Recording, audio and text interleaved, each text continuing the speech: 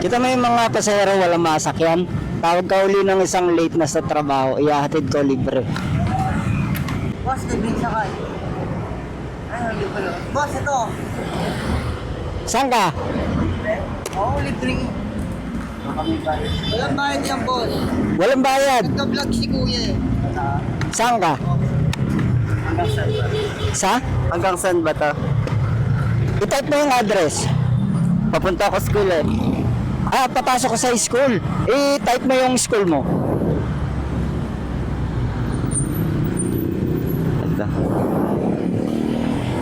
Ah, PUP.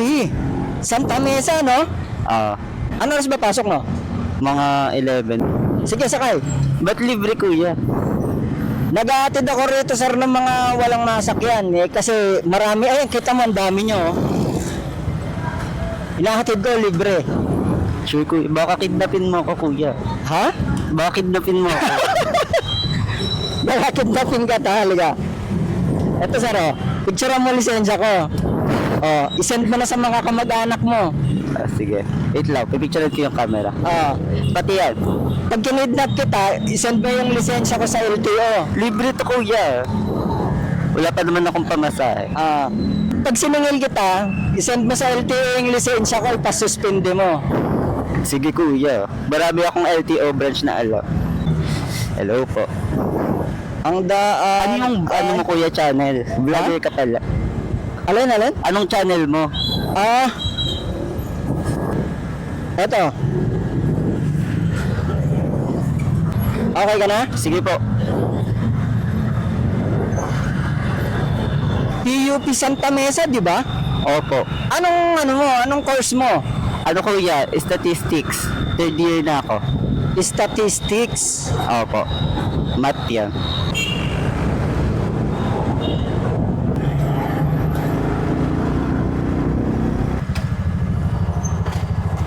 Ba't sabi mo kanina wala kang pamasahe? Hindi, I mean, kung baka pabayarin mo ako ng move it fare, I mean, move it rates. Iniisip mo baka singiling kita. Magkano rin yun kuya? Wala kang pambayad. Nagtitipid ako kuya eh. Huwag kang mag-alala, wala kang ilalabas na pera kahit piso. Yung bus kasi kuya 25 lang, kaso punuan. Kaya hindi ka makasakay kasi Oo, mahirap sumakay kapag umaga dito sa Rosario. Yun ang dahilan kaya ako nagsasakay doon ng libre. Kasi ang daming stranded doon. Kita mo ang dami nyo, di ba? Oo. Nakikita ko rin yung mga gantong vlog. Baka nakita kita sa YouTube, ay sa TikTok kuya. Nakita mo ako sa Di ba TikTok? kaya kasi mga amats ko sa TikTok yung mga naggaganto.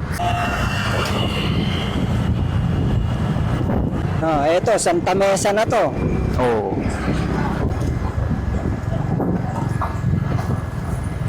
Ayan, dyan kuya.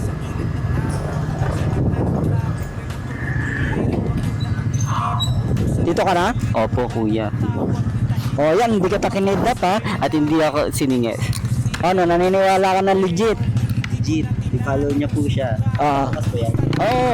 I-follow ulit. Wait lang kuya. Hi guys. I-follow niyo siya. Mabait siya at may little sakay. Baka isakay po kayo. Yan na, hindi ko siya kinidnap. Dito ka. Ingat kuya, maraming salamat. Sige. Kung ang mundo'y tila walang pakialam, may isa pa ring handang umunawa. Ako si Nasper.